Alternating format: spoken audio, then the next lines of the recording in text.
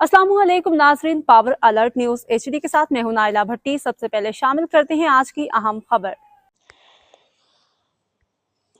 जावरियां सरगोदा शामिल करते हैं। जावरियां से जफर अब्बास की रिपोर्ट के मुताबिक तलबा अहदाफ के हसूल के लिए साबित कदमी दिखाए। मुस्तकबिल इन लोगों का है जो मंजिल के हसूल के लिए मेहनत जारी रखते हैं।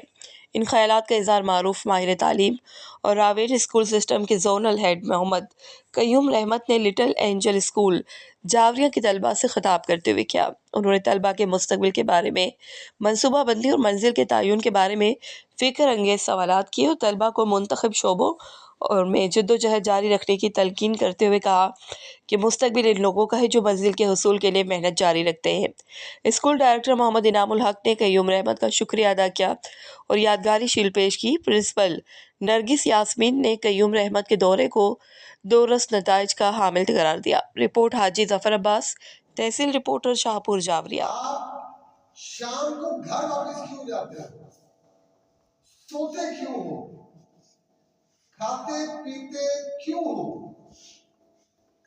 ये जो एक क्यों है, the why, that has the ability to change your entire life.